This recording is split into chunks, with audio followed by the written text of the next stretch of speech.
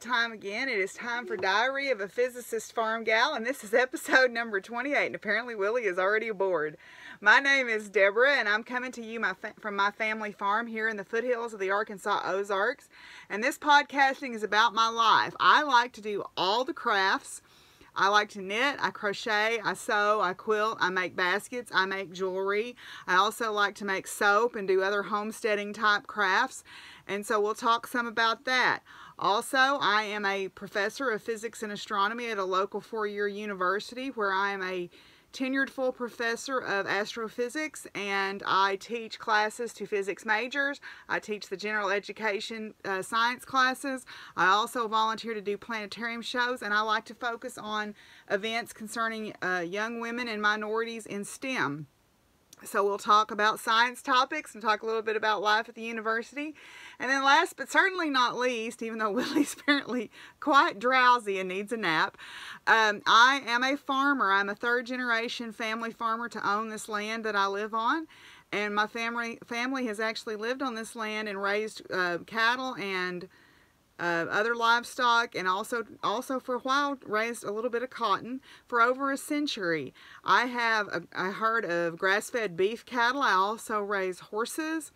I also have a fairly sizable flock of heritage poultry, and I have show quality rabbits, and I'm a retirement home for a herd of miniature horses, miniature donkeys, and a miniature mule named Pumpkin who thinks she rules the roost. And last but not least, as you can tell from my adorable and sweet and apparently quite sleepy co-host Willie, I am fur kid mom to 14 dogs, 6 indoor cats, and an undetermined number of outside barn cats. So if any or all of that sounds interesting to you, I hope that you'll stick around and visit with us here on Diary of a Physicist Farmgal, episode number 28.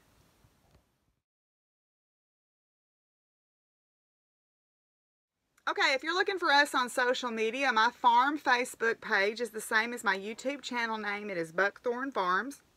You can also reach me through my farm email.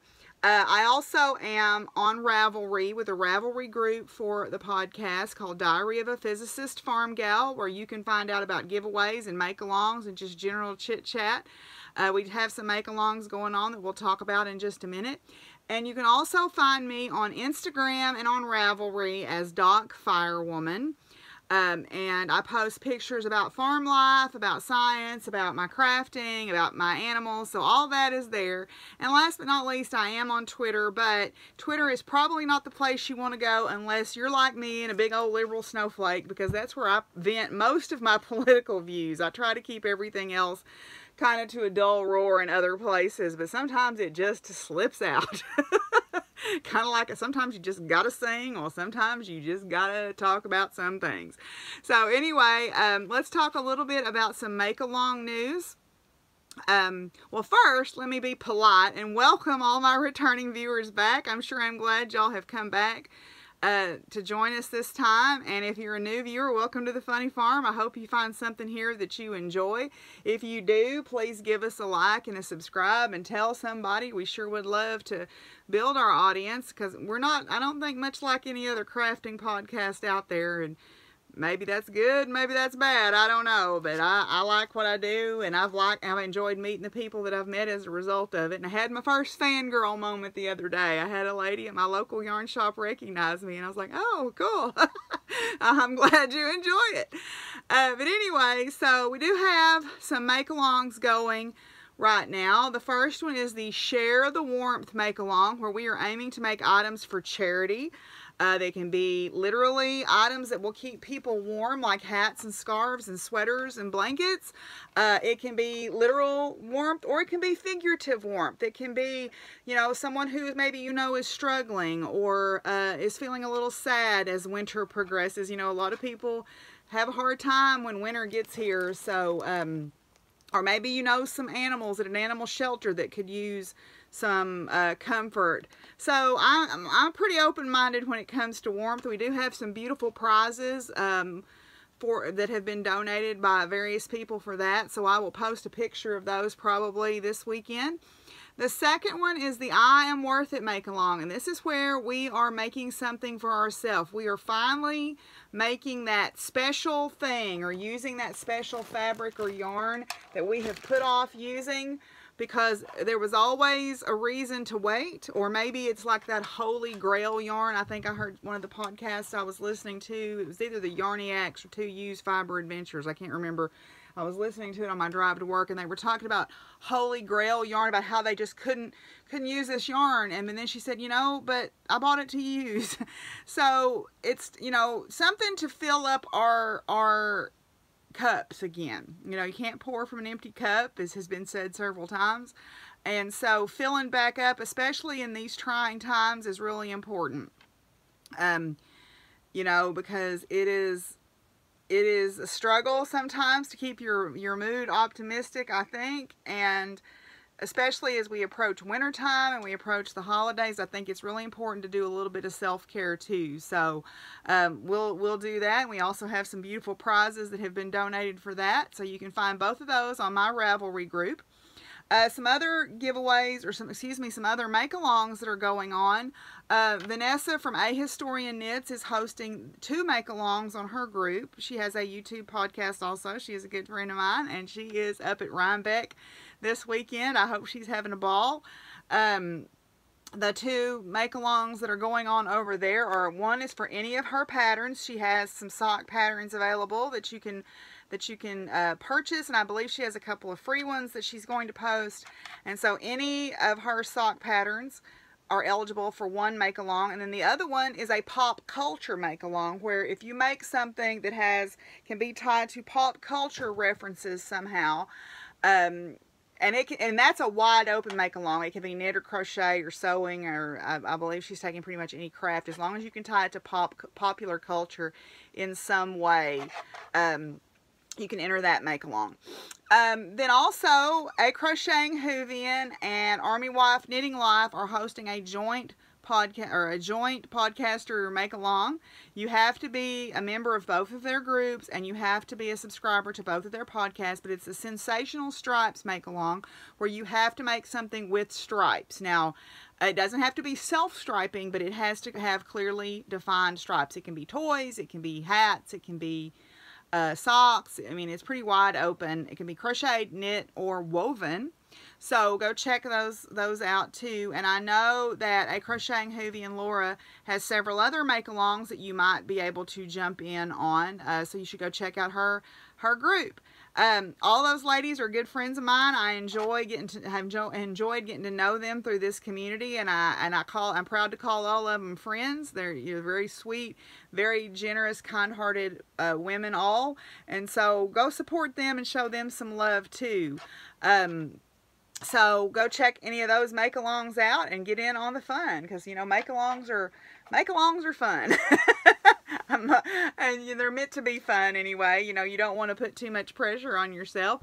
So and a lot of those places are a great way to get chit-chat, help, and find out about things. You know, if you're maybe making your first pair of socks, your first sweater. So go check out those ladies groups and join in on the fun. So that's the make-along news and social media update for this week. So now we're going to move on and talk about finished objects. Ow.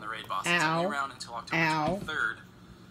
So, gotta squeeze a few in. You are rotten as can be, you know it? There's actually people out. Rotten, rotten, rotten. For hype. Ow, ow. That hurts. That hurts. Don't rabbits me. You're so rotten. Okay, this week I have a quasi-finished object and a small FO. I have got several things that are getting close to being finished, but not just yet. So the first thing that I will show is my next installment on my Marine Life Crochet Along blanket by 2 Hearts Crochet, and this week was Baby Sharks. So I know there's a song. I haven't heard it yet. I'm trying to avoid that. Anyway, so the Baby Shark block was this week, or 2 weeks ago. This was the block from 2 weeks ago. So this one is now complete, so I can add that to my stack of completed blocks. Then another thing, my neighbors that helped me some on my farm, and the young man who helps me with my cattle when I have to take cattle to the processor is expecting his first child. So his mother, who is my age, and she's going to be a grandmother for the first time, asked me if I would make them a beard beanie for their grandson. They know it's going to be a boy. He's due in December. So I have completed the little beard beanie. The beard is a separate piece, and I'm going to wash this, and I'm going to sew some buttons on the inside, because I can't fathom a child wanting to have that hooked over their ears. So I'm going to sew some buttons on the inside of it, and that way they can hook it on there. But I just whipped that together last weekend for them, so I've got to get that washed. I'm going to make a baby blanket, I think, also for them, just a corner-to-corner crocheted baby blanket. It was interesting because I was working on a baby shark block, and I had pulled out some cream-colored yarn that was my mother's, and I found one of her crochet hooks in it. She was making herself an Afghan out of it, and she her health got to the point that she only got about 3 inches of it done. So I found this crochet hook, and even though it's nothing fancy, it's pretty special to me. So I'm going to put that up in a special place so that it will always be close to me. So those are my finished objects for this week. So let's move on and talk about works in progress.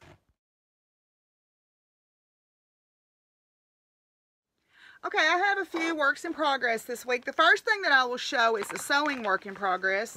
I am on the A Crocheting Hoovians virtual knit night group, and I was talking about my feed sack bags that I make on there, and several of the ladies expressed some interest. So I've started working on some of these feed sack bags. They're just recycling the feed sacks that I use. This is actually a mineral sack, but the feed sacks that I use for my animals. So I have got 4 of those in progress right now. I just have to sew the lining down and then sew the handles on. I've got 4 of those in progress, and then several others that I need to get made up. So, oops, fix that real quick. There we go. So I've got, you can kind of see there, all I do is I box the bottoms of them so they'll stand up kind of on their own, and then I always line all my bags with some kind of cotton fabric, and then I sew webbing handles on. And these are a nice size because you can put groceries in them, but also when I was working on my solar system Afghan back in the spring, this is a good size to tote an Afghan project around in if you need to take it somewhere. And they're very durable. They are waterproof because the sacks are made out of plastic fabric. Let me fix that a little bit. Hang on just a second. All right. Grown-up podcaster. Here we go. Okay. So, yeah. So that's my first work in progress I will share with you.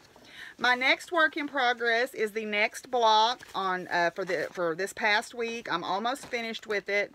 It is, I believe, our 6th block or 7th block for the Marine Life Knit Along by 2 Hearts Crochet, and this week it's an octopus. So you can see my little octopus there.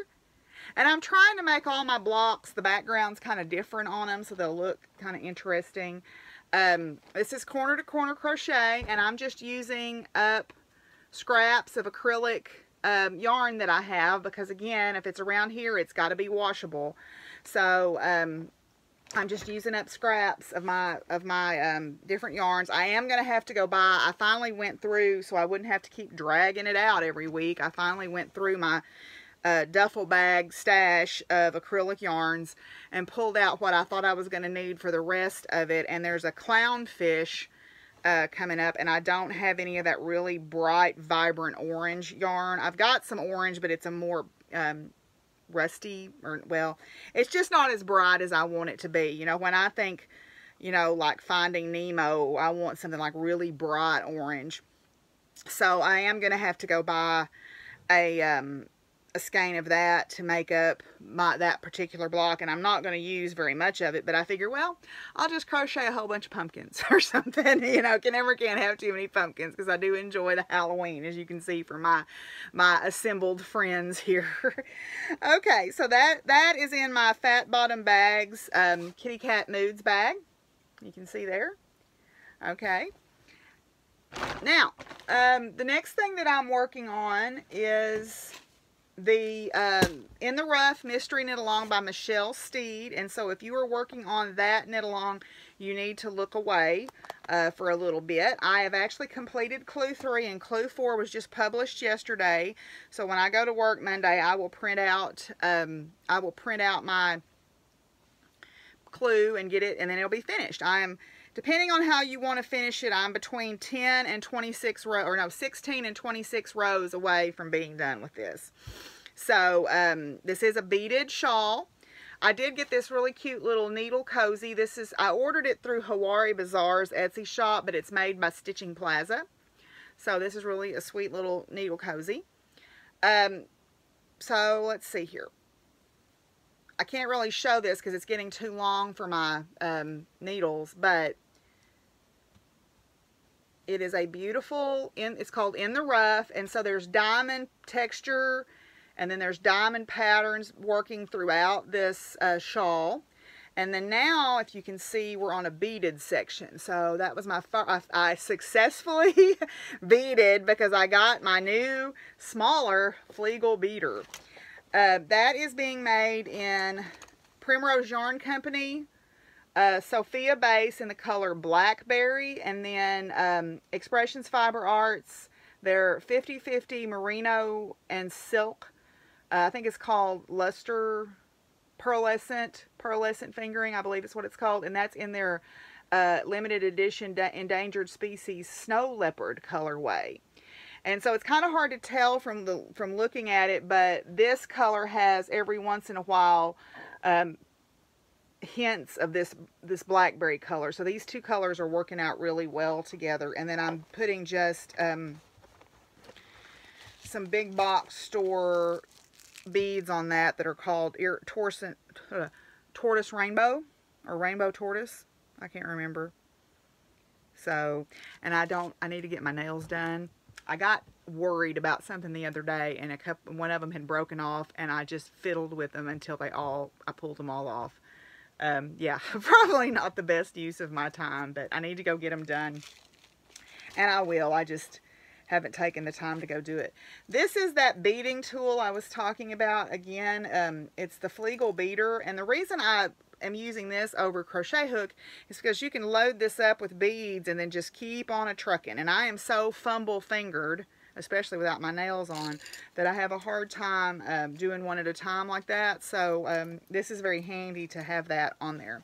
So that is my In the Rough Mystery Knit Along by Michelle Steed. Michelle Steed is actually starting a new knit along that I will talk about in future crafting. But if you watch this right away, well, it would have to be today. The pattern is free through tonight. Of course, that's not going to do most people any good. And that is in my April 9 Designs Playful Otters bag, which is one of my favorite bags. She makes really nice quality bags, and I just love this one. So she also has an Etsy shop. Okay, my next work in progress is in my Silver Shed USA Foxes bag, and it's way more bag than this project needs, but it just happened to be what was at hand when I got in the mood to start it. This is the pattern. It's a Myrtle Kinda Day. It's a hat by Laura of the A Crocheting Hoovian podcast. Okay, and she published this hat pattern for her birthday, and she is hosting a knit along for it that is through the end of November, I believe. So you've still got plenty of time to cast on this hat. It has the same texture pattern in it as her Sunrise, Sunburn, Sunset cowl. Okay, it's going to be a little bit loose on me. I think that I need to start probably knitting a needle size down on most things because I am a looser knitter. So, but it's not going to be as loose as that She Rises hat. At least it does fit because I tried it on the other day. So it's not going to be as loose as that hat. So I am knitting a little tighter than when I made that one. But anyway, so it's going to be a loose fitting, but that's okay hat. I like my hats to be a little bit snugger than this one, but it works good if I've got my hair in a ponytail for sure. So I'm pretty happy with that. I'm almost ready to start my crown decreases because I may want to fix this where I can flip my brim up. So I'm going to make it a little bit longer in case I want to do that. But anyway, this yarn is yarn that I actually dyed myself in a class with Leon Alexander Yarns. It was offered at the knitting shop in Conway. I work in Conway, so I had found out about the class and I was able to sign up for it, and I really enjoyed that. I'm looking forward to seeing those guys in a couple of weeks at East Texas Fiber Festival.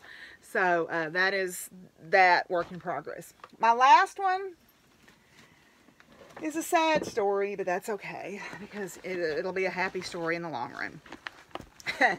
This bag is actually a tote that I got at a Gifted and Talented conference. And if you remember, a long time ago, I think around my very first podcast, I had showed that I was starting this sweater that I had bought the yarn for in Scotland. I bought the pattern and bought the yarn in Scotland. And I was going to finally make my sweater. Well, this is how far I got.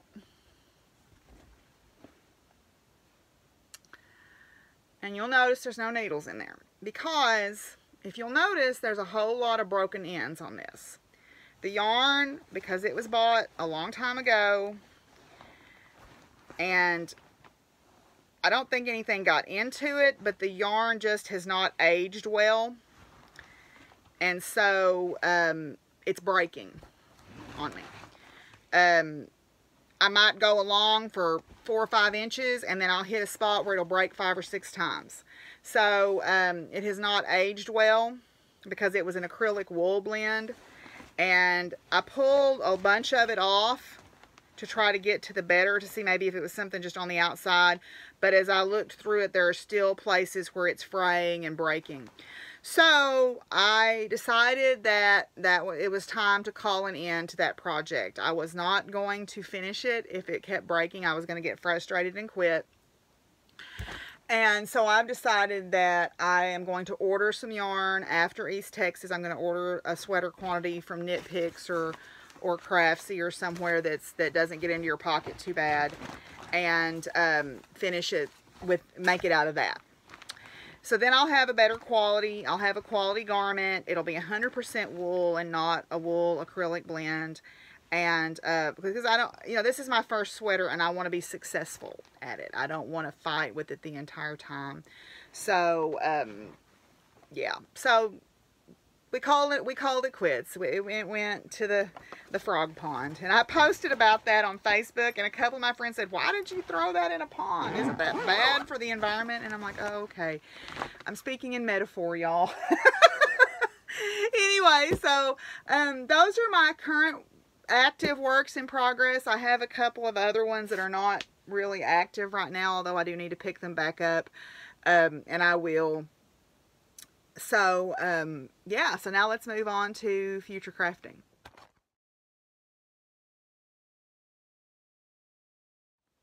Okay, so for future crafting, I have a few things that I'm kind of kicking around. First off, I'm going to, I was mentioning Michelle Steed has a new knit-along starting, and the pattern is available now.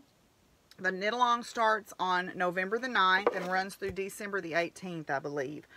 So it is a light fingering weight shawl that is called Ways to Grow, and it's basically a you choose your size shawl. And it looks really pretty. She's got it's not a mystery knit-along, it's just a knit-along. She's got all the pieces up there, but you can choose patterns and kind of mix and match so that your shawl is sort of unique to you. And so I thought, well, that'd be kind of interesting. So I decided that I would participate in that. I was able to get the pattern, as I mentioned, for free. So in my stash, I have, now these are not exactly all the same weight. One of them is a lace weight and the other two are fingering weight, but I think I can get by with it. I have these 3 yarns. Okay. I have, this is the Thoughtful Rose Supply Company, that reclaimed cashmere yarn. This is a lace weight. Okay, it is a lace weight yarn, and it's reclaimed cashmere. And I believe there's 780 yards in that. There is one knot in there somewhere, but I can work around that. Then, these are both Chicken Coop Dye Works that I bought back in the springtime.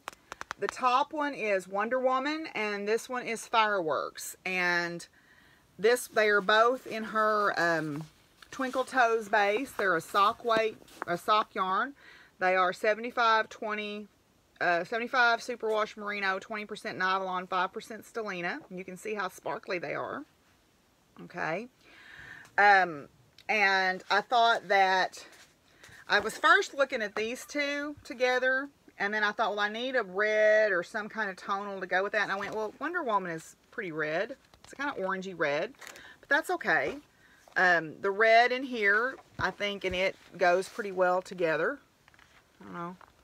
Maybe y'all don't agree with that, but I think so. And when I hold them up in the sunlight, they look pretty good together. Because even though this one's orangey, it's got streaks in it that are more of the blue reds in it.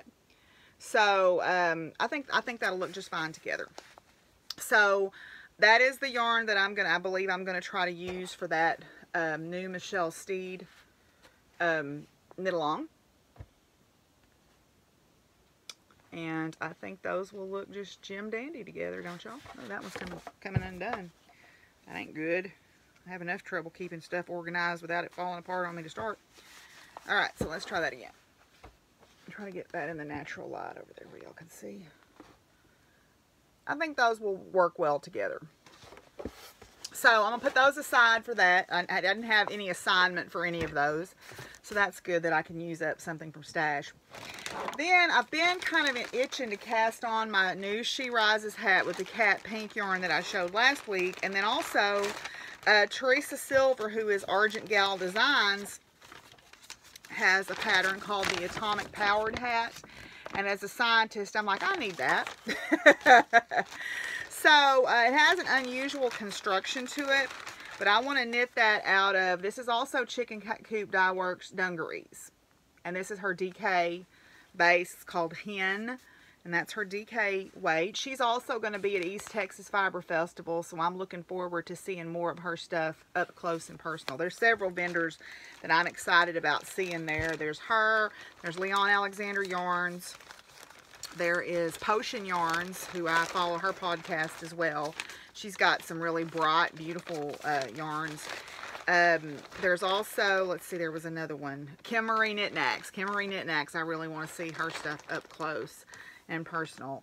I'm going to try to go with a plan. I followed, Fat Squirrel Speaks gave out some, not me personally, but on her podcast, she was talking about how she, when she goes to a fiber festival, she has a plan, and she'll take a screenshot of the photo of the garment, or whatever it is she's buying for, and then she'll use some sort of photo editing tool to write on the photo the size of yarn, or the weight of yarn, the yardage requirements, for her size. And what I did was I put the weight of yarn, the yardage requirements, and what needles it takes, because I have, you know, having not been a very serious knitter for a lot of years, I've got lots of needles, but they're all straight needles, and I've kind of grown to love working on circular needles. And also for some of these hats I need to get some DPNs, so I wrote the needle sizes that were needed on all of them too. So I hope I can run onto some fairly good deals. I was listening to Dandelion Dreams, and she was talking about going to a fiber festival in Oregon and how she ran onto some really, really good deals. Because I have in my mind, I want some very rustic wools. I'm taking some shawl patterns like the Barlow Road and the Fossil Shawl that are Aran weight. And I've got in my head kind of what I think I want. Of course, that could change. But anyway, so let's move on. The last thing that I will show in future crafting is... I've been doing a lot of fingering weight shawls, and I feel like I need to do something heavier. Of course, I'm going to buy stuff for Aran weight, but I have had the pattern printed out for the Boneyard shawl for a while, and I've even had the yarn set aside. This is Leon Alexander Yarns, and this is the shop exclusive colorway to the Twisted Pearl in Conway. This is called Party on Prince Street, because that shop is not located on Prince Street. So this is a beautiful blue. It's got turquoise in it. It's got some gray in it, but it's a beautiful blue, and I thought that that would make a pretty, pretty, pretty Boneyard shawl. So I bought these specifically to make the Boneyard. So those are the things that I've kind of got on my radar. I think that's pretty much it. Oh, no, I've got one more thing. I did start this, and then I didn't like it, so I ripped it out. I bought this adorable little pattern of Bruce the Bat, and because he was just so sweet. His little face just got to me. I could not help myself. And I thought, ooh, I'll make a striped bat. Oh, boy, I'm in a mess here. Hang on just a second. All right, here we go. Oh, the yarn is on the thread, and that's never a good combination. Okay, here we go. Woo! All right. I bought this, just red heart striping, because I like to make my amigurumis out of acrylics, just because. I thought, oh, I'll make a striped bat. I started crocheting it up, and I did not like the way the stripes were looking, so I frogged it quickly. I was just like, I mean, I knit, or excuse me, crocheted almost his entire, I mean, I was probably that far into the body, and I just could not tolerate how these stripes were working up. So this will go in the charity pile to make charity hats and things out of, and I will just do a solid black bat for Bruce the Bat. So he's the cuddle size bat, and who doesn't need more of that? So yeah, because sometimes I just get a hankering to make a toy after I've been working on other stuff for a while. I just get a really strong desire to make a toy, and so that was what I was going to do, and that did not work out at all. So anyway, so that is all the future crafting ideas I'm going to share with you this week. I have lots of others, but let's not get too deep down those rabbit holes yet. So we're going to move on now and talk a little bit about acquisitions. So if you're just here for the crafty part, we're done with that for today. And I will hopefully see y'all again next time. And if you want to go on and hear about science and acquisitions and farm life, let's move on to acquisitions.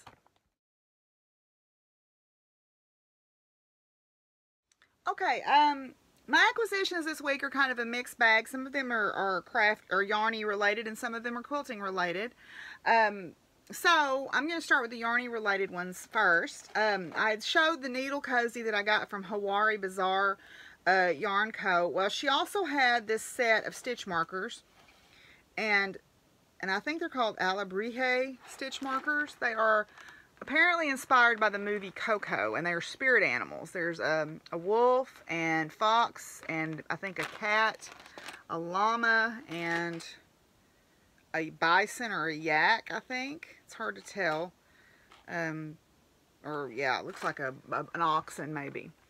And I just really thought those were beautiful. Apparently they're inspired by the movie Coco, which I have never seen, but ironically relates to what I want to talk about in final thoughts today. So it kind of is weird how everything kind of tied all together for me. So anyway, those are some beautiful spirit animal stitch markers from Hawaii Bazaar Yarn Co. Her name is Corinne, I believe. I found out about her through the A Crocheting Whovians podcast. And she still has, you can buy individual ones or you can buy an entire set. So I just bought the whole set. Why not?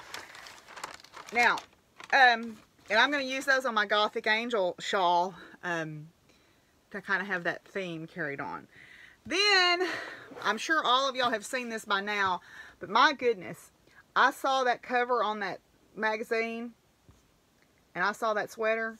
Now, y'all, that is way beyond my pay grade right now, way beyond it. But, not forever, and hopefully not all that far down the road.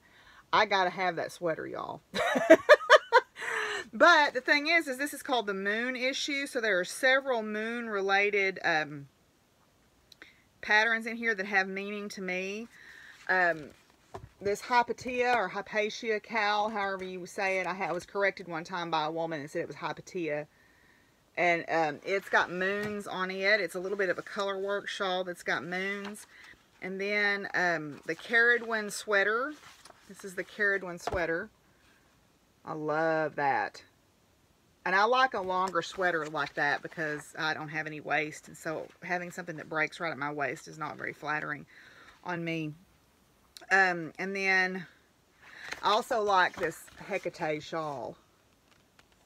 And those resonate with me not just for, they resonate with me not just because they're about the moon, but because they're about strong feminine power figures, you know, strong goddess figures. those resonate with me for a lot of reasons. So I definitely see myself. And I love how that one's kind of made out of this very rusticy looking yarn.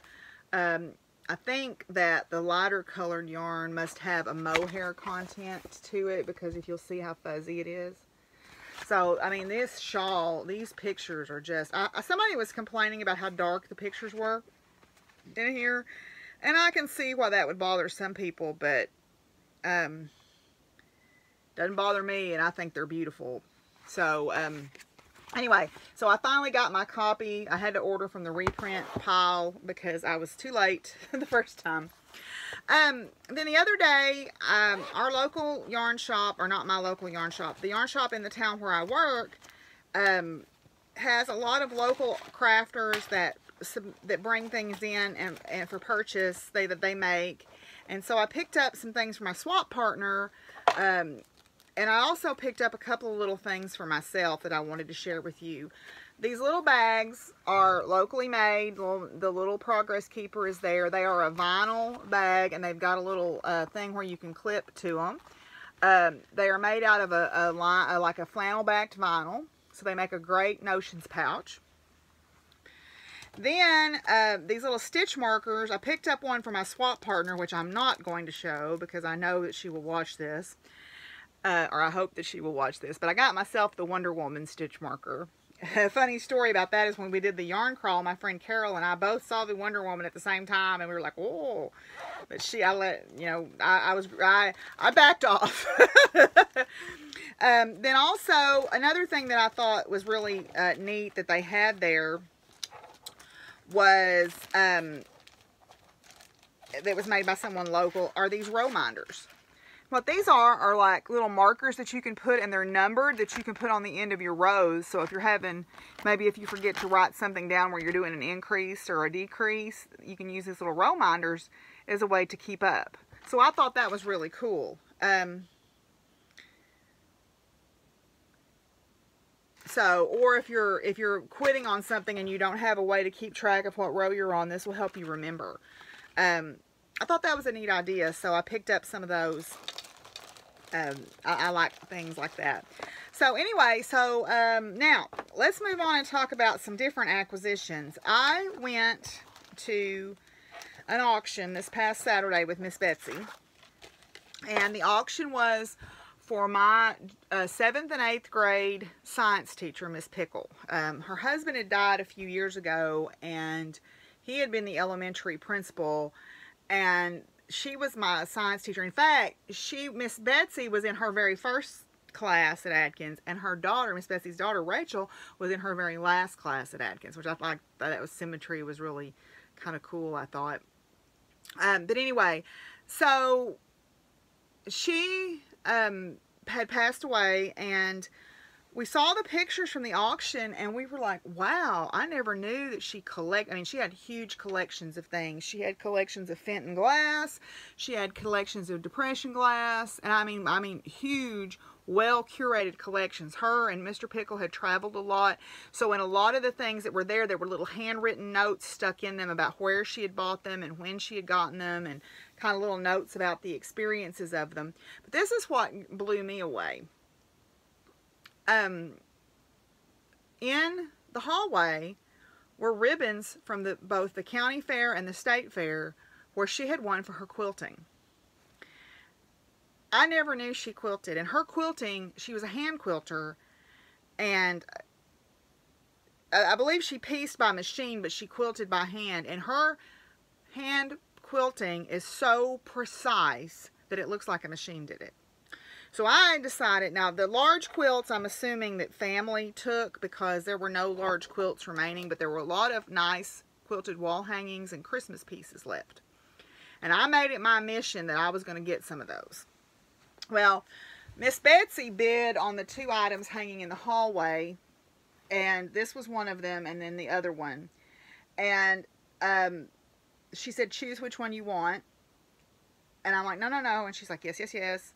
So I chose this one. And in fact, I ended up buying a bag of craft supplies. And the pattern for this actual wall hanging is in it. So I have not only the wall hanging that Miss Pickle made, but I have the pattern that she used. she, as I said, she was really good about curating everything, so she put the date and everything on there. But I mean, y'all, the quilting on this is just freaking phenomenal. I mean, I don't know how well you can tell about those stitches, but they are so precise. I mean, look at how precise those lines are. And that is, this one is hand quilted also. Yeah, this one's hand quilted also. So anyway, that applique work is amazing. I mean, I wish that my applique skills were half as good as that. It's just freaking amazing. But anyway, so I got that wall hanging. Miss Betsy was graciously gifted me that. Then there were some Christmas items in the back bedroom. We had to, I mean, we were literally there all day waiting. This was going to be a multi-day auction. And they were supposed to sell all the collectibles the day we went. There was so much. I mean, so much stuff there. Just crazy amounts of glass. And anyway, so they get back to the back room where this stuff is, and they decide they're going to quit. And there's like 3 of us standing there going, no, you're not. You're going to sell the stuff on this bed. So they did, thankfully. And so I was able to purchase some of her Christmas things and a couple of table runners. This is a quilted little tree skirt that she made. And again, I mean, I am just blown away. Even that binding is just perfect on the back. And the points, when you look at the points on this, how beautiful that work is. Then I got a table runner, a fall table runner. It's Ohio. Now, these are not Ohio stars. I think these may be called spinning stars.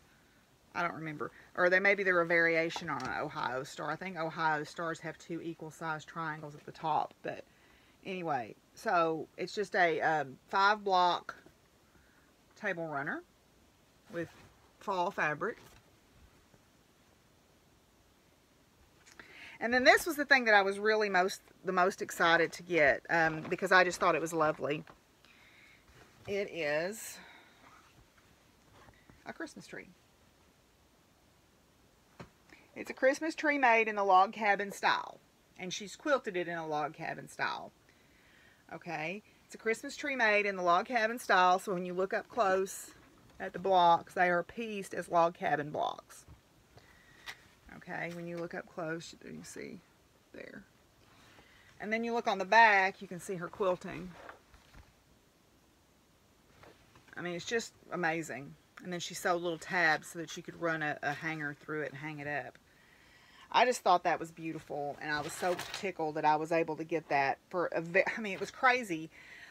There were collectors there, but not that many, because it was one of those things where there were a lot of things there that probably had a great deal of sentimental value to her, but as far as monetary value from a collector's point of view, there wasn't that much. So actually things sold relatively cheaply. There was a collection of plates. She had traveled to all 50 states and several different countries, and she had 2 rooms of the collectible commemorative plates from all these states on the wall. And you could tell she'd been very proud of them because they were dust free. They were in excellent shape. She had lived at home up until about the last couple of months of her life, and then her health declined very rapidly, and so she had gone into a care facility at the end. But I mean, the house was pristine, and those plates were hanging there, and you could tell she'd been very, very proud of them. And you know, they weren't worth anything to anybody. So one person ended up paying, I think, 30 cents a piece for them, which is really sad in a way. But I suppose you have to think about, you enjoy the things while you're here, and then what happens to them after you're gone is not your concern, I suppose. But it was still kind of sad. It made me kind of sad to think about that. Anyway, so that is all my acquisitions, and I'm proud to say that I was able to get some of Miss Pickle's stuff. I also got a couple of ceramic owls that she had painted because I have a collection of owls in my office. And Miss Pickle was the person who really first sparked my interest in the periodic table.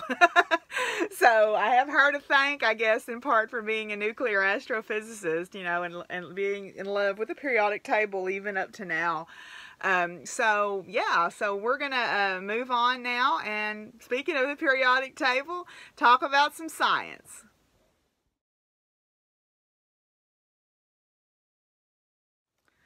Okay, let's see. So what's going on in the academic part of my life right now? We are past midterms. The semester is just cruising along so quickly. I've got really good groups this semester, and for that I'm very, very grateful. And so we're cruising along. We've got our service learning project coming up next weekend. So a week from today is our Super Science Saturday for the kids from Community Connections. And it's been, you know, my group has been really good. We've had some really interesting, engaging discussions. They've really bought into this whole idea of the flipped classroom.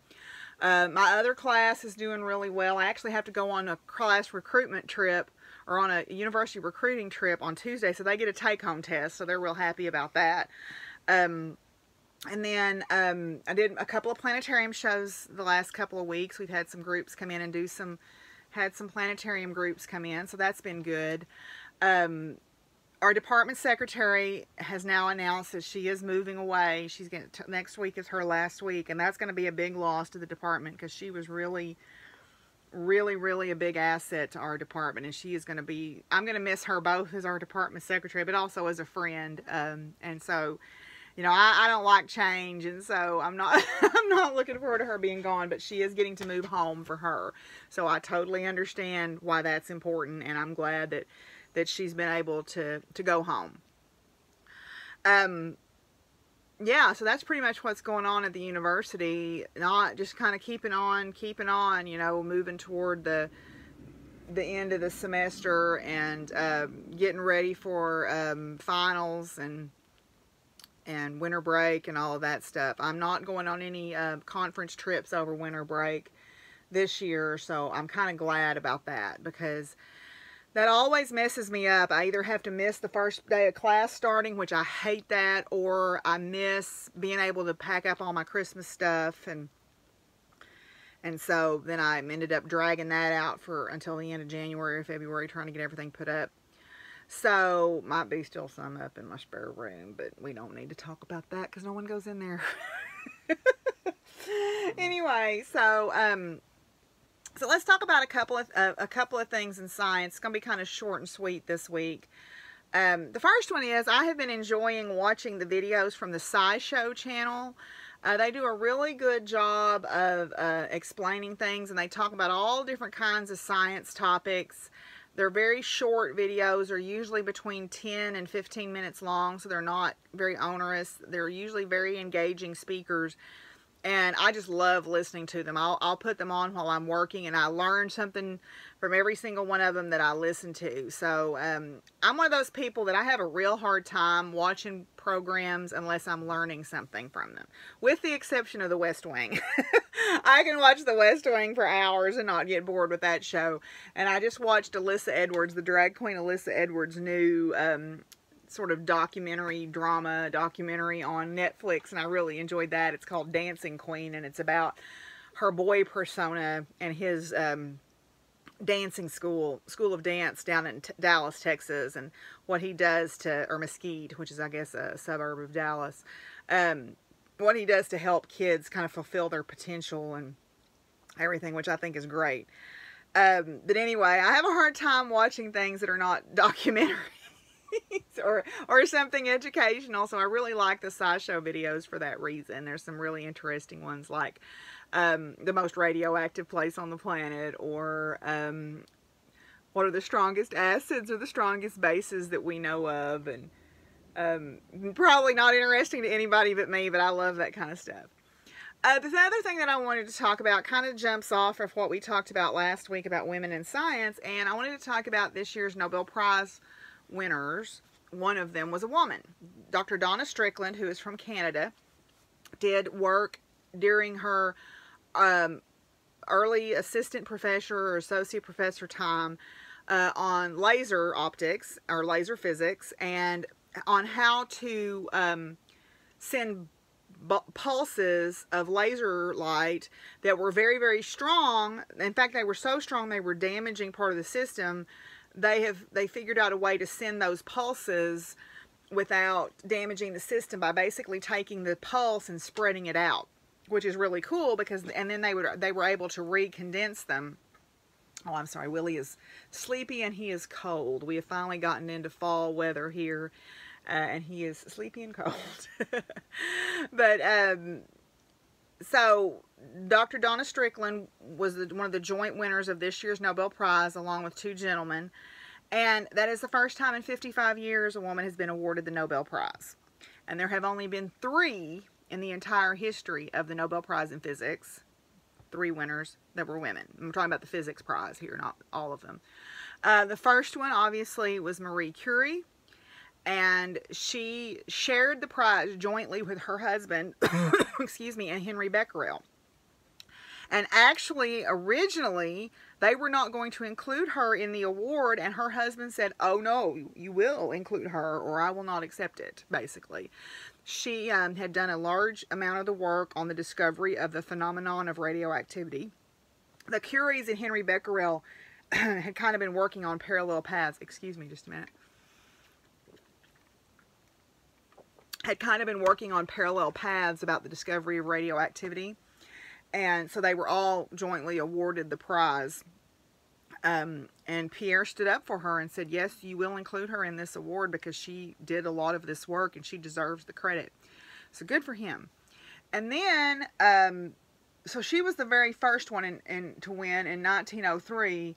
And then it was 60 years, 1963, when Maria Goeppert-Mayer was awarded the next woman to win the Nobel Prize, or was the next woman to win the Nobel Prize, for looking at the structure of the nucleus, trying to determine the structure of the nucleus. And I believe she was the one who proposed the liquid drop model, if I remember right. So she said that the nucleus has a property where if it gets an imbalance of protons and neutrons in it, and an imbalance is relative to the size of it, but you know how a big soap bubble will split in 2 and make 2 smaller ones, or really if you watch it, it makes 2 smaller ones with some little ones too.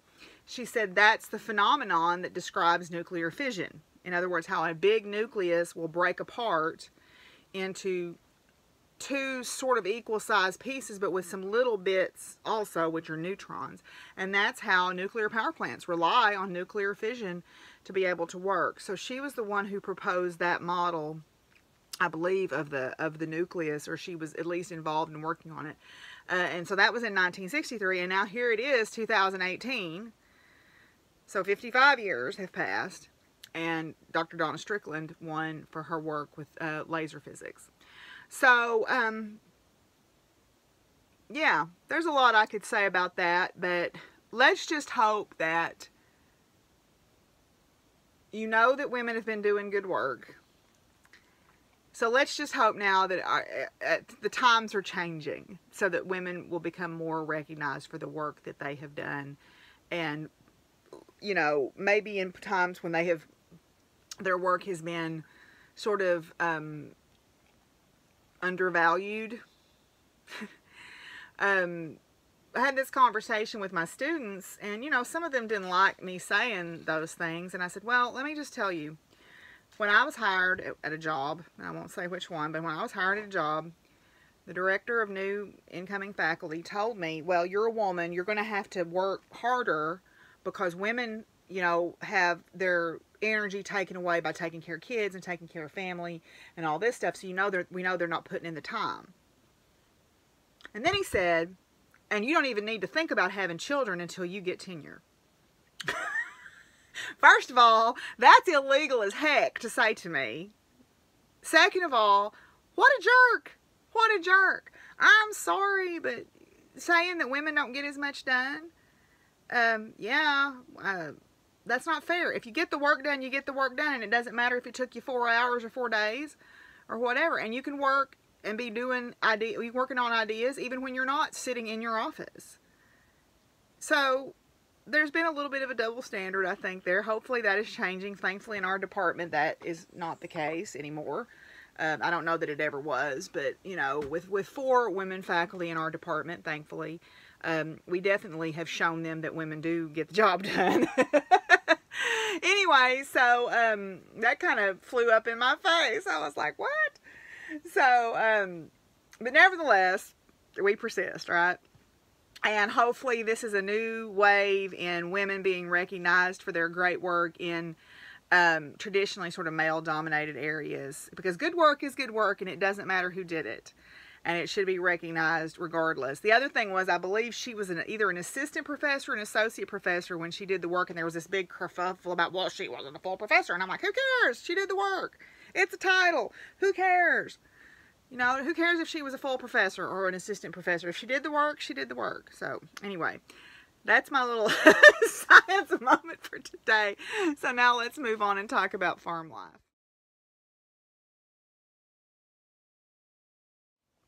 Alright, so farm here is definitely the signs of fall are here. We've had cold, rainy, well, cold for us, rainy days the last few days. Today, this afternoon, it's actually beautiful and bright and sunny, and I really strongly consider doing this outside, but then it's kind of windy, and I was afraid that the noise would be distracting, so I decided just to go ahead and do my regular thing here. But it's a beautiful sunny day today.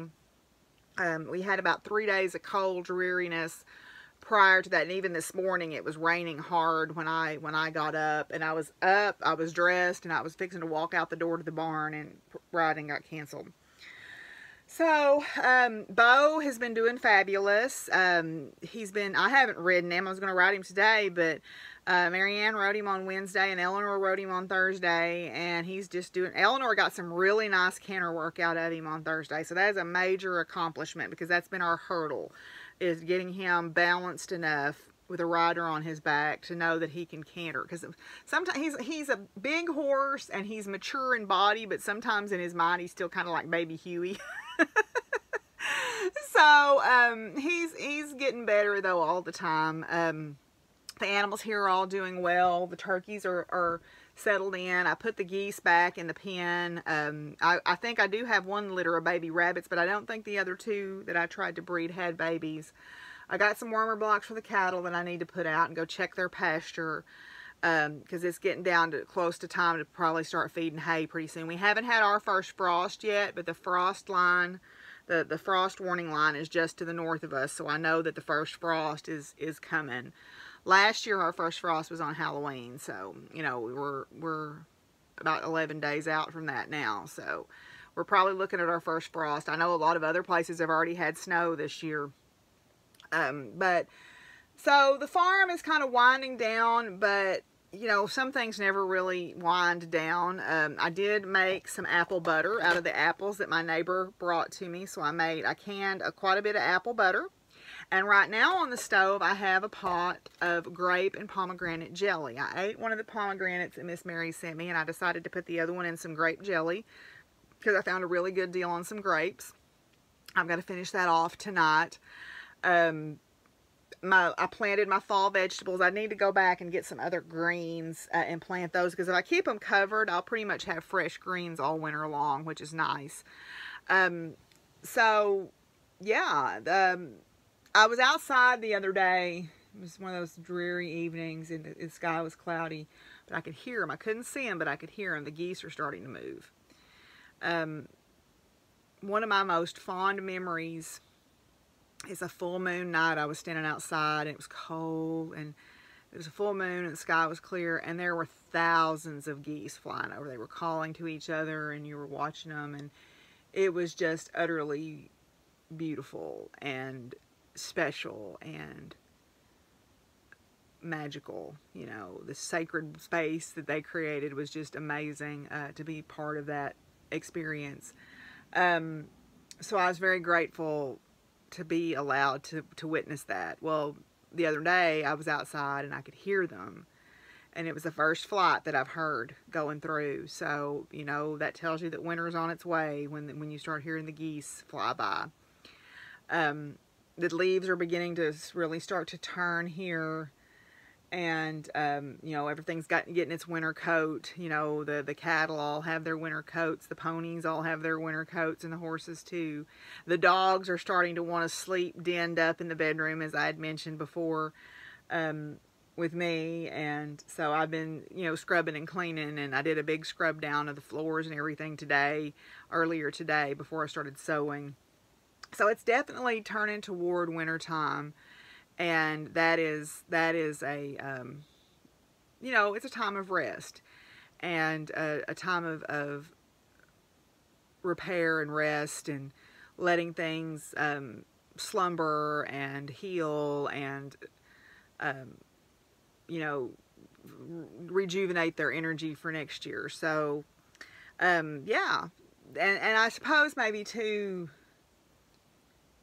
that's part of the reason why I've been feeling the way I have. I have not decorated except for my few little Halloween decorations. I haven't put my yard decorations out yet. And I don't know that I'm going to decorate much for Christmas this year. And that's not like me. I usually, well, I shouldn't say that. I shouldn't say that's not like me. That is my choice this year, I think. Because I usually have a huge amount of Christmas decorating. But this year I'm feeling the need to just sort of turn inward and repair and rejuvenate. So that may be what I do instead, is just do a little bit. We'll see. It's a ways out yet. So, but anyway, so we are definitely looking toward the dark part of the year, and the days are definitely getting shorter. So that's life on the farm right now. So we're going to come back with just a few final thoughts.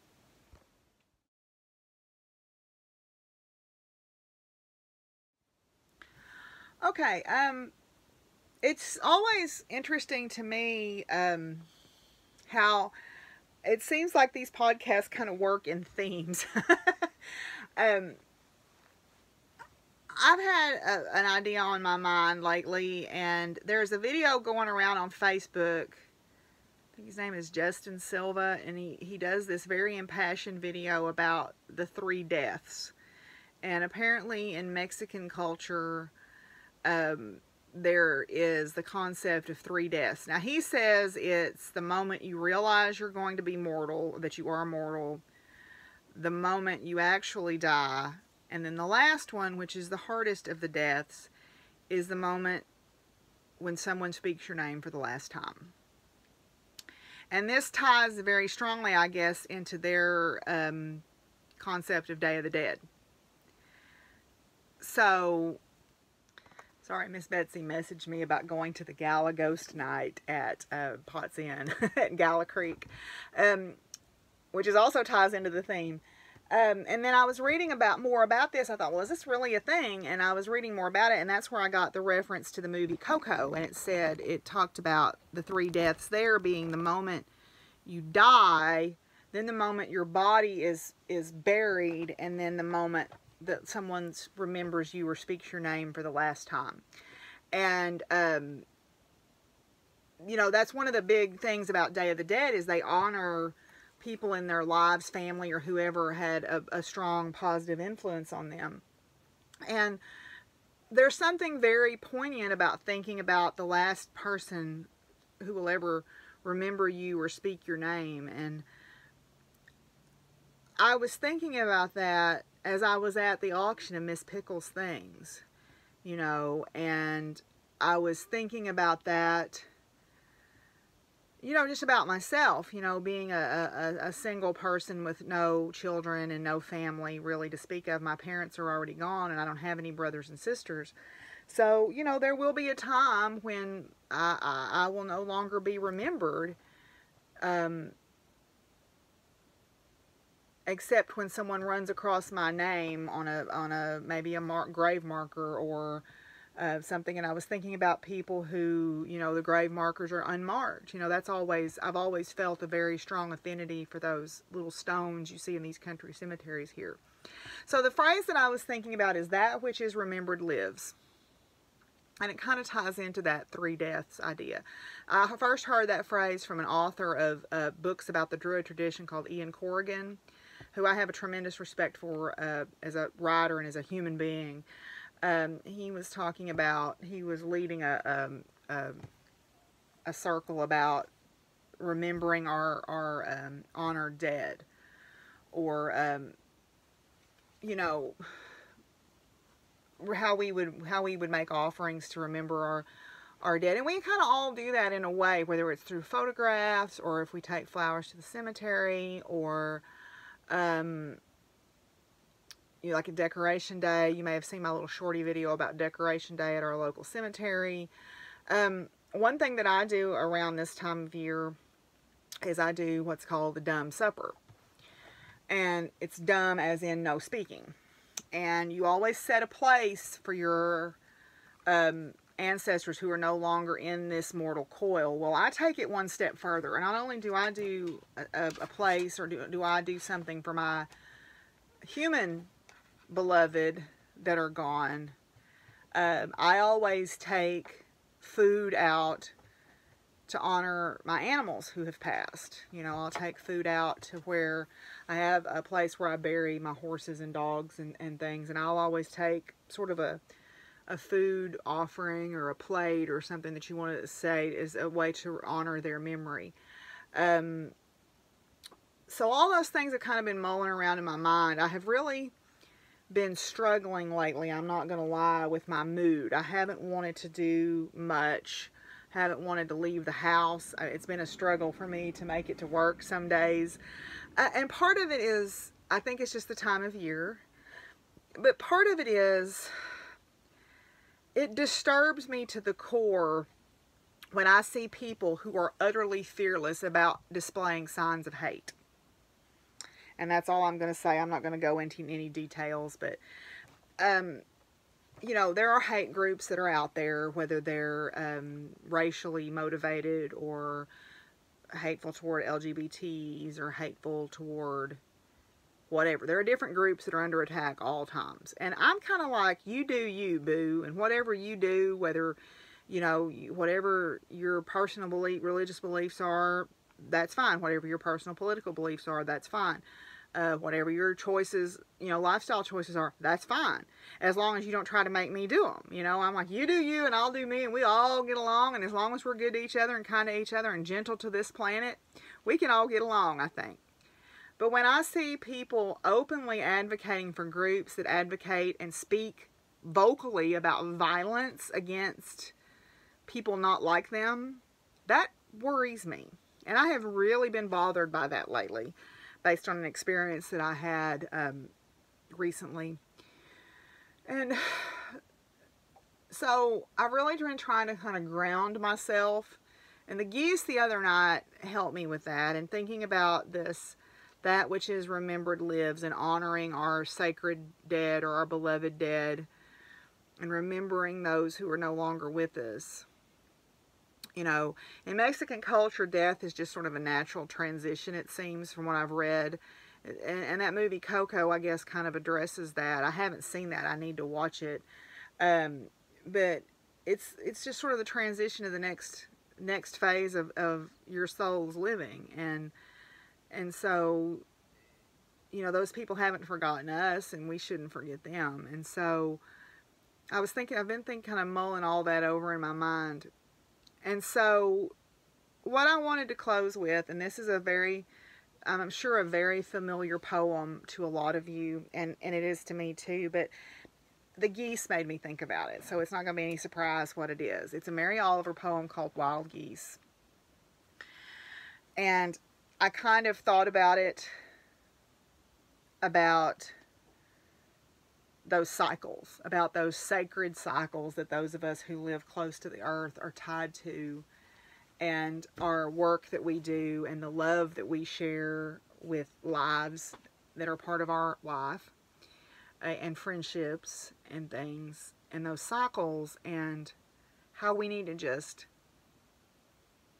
love and live in those cycles, and remember, because that which is remembered lives. So, this is Wild Geese by Mary Oliver.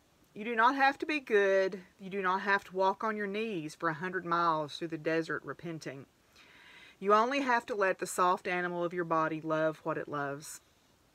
Tell me about your despair, yours, and I will tell me, Tell me about your despair, yours, and I will tell you mine. Meanwhile, the world goes on. Meanwhile, the sun and the clear pebbles of the rain are moving across the landscapes, over the prairies and the deep trees, the mountains and the rivers. Meanwhile, the wild geese, high in the clean blue air, are heading home again. Whoever you are, no matter how lonely, the world offers itself to your imagination. It calls to you like the wild geese, harsh and exciting, over and over, announcing your place in the family of things. So, yeah, in our place in the family of things. We are all a family. Like the Shel Silverstein poem is, we all look the same when you turn out the light. So, I'm going to try to take from that the lesson of, yes, there are those who hate, but there are more of us, I believe, who love and who remember and who live in this together in this family of things. And we only have to remember, no matter how lonely, that this world offers itself to our imagination. So we're all together here in the family of things. Even those who have departed from us are still part of our family. That which is remembered lives. And so, y'all, we're going to leave you on that note. So, I hope that y'all are all meeting your crafting goals. I hope that y'all are doing good, and I'll continue to do good and strive to do good. And until we talk to y'all again, Willie and I are going to tell you to be good to each other and take care of each other. And what? You going to wake up for him just a minute? You're so sleepy. And peace out, y'all. See y'all next time. Bye.